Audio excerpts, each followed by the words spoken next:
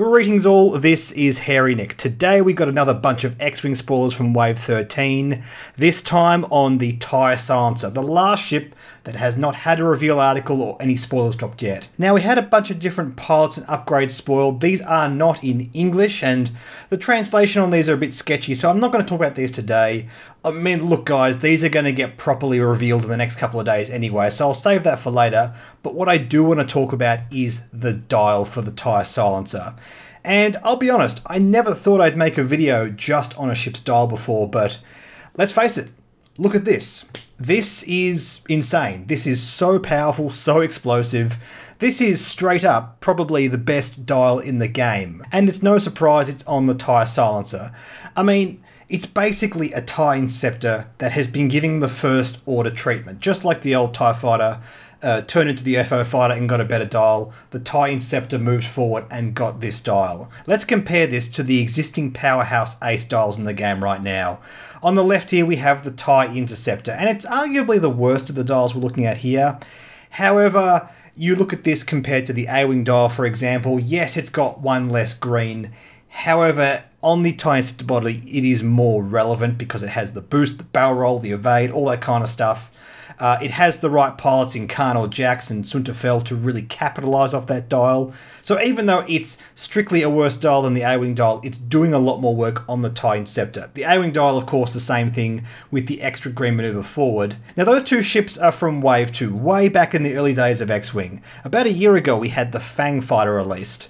And this is not strictly better than those dials. It straight up has less green manoeuvres. It has the Talon rolls, which I feel is a very strong trade. It basically loses a couple of green manoeuvres, one of the K turns, and switches those out for the Talon rolls. And that really plays into what the Fang Fighter is trying to do. It's trying to brawl at range 1, and it wants those slow Talon rolls. The TIE Silencer is basically the best of all of these combined. It has all of the straight manoeuvres as green going right up to speed 5. It even has more green at the 3 speed in that it has the banks, which is just nuts. It basically has a twin Ion Mark II engine built into it, which is crazy. And it has the Talon rolls just like the Fang Fighter, except that they are at speed 3 instead of speed 2. And look, I look at the TIE Silencer dial compared to the Fang Fighter dial and I say, it's pretty much a strict upgrade. You can argue that not having the Talon rolls at speed 2 is just different and not strictly better, but I would argue that speed 3 is, it's going to give you more reach, it's going to mean your ship can get out further. The ship can take auto thrusters, so getting at range 3 is very, very relevant. I think having the upgrade on the speed here is just a strictly better upgrade. And yeah, it is just a sea of green on that dial. But let's be fair, you are paying for it. Kylo Ren, the highest PS on this ship, PS9 with an EPT, comes in at 35 points. And that is not cheap, not by a long shot.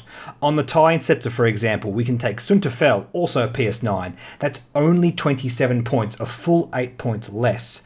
So we've got to ask ourselves, is the extra hull and shields, is the target lock, is those Talon rolls, is all the green on that dial enough to make up that 8 points?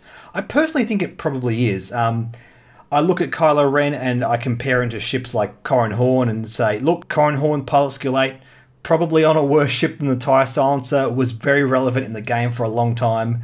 I look at Kylo Ren and think, you know what, this guy's going to be pushing 40 points, but it's all going to fit. It's all going to be so potent. With that dial, push the limits is just going to be off the chain and nuts. With push the limit, you generally want a ship that's capable of clearing stress very easily.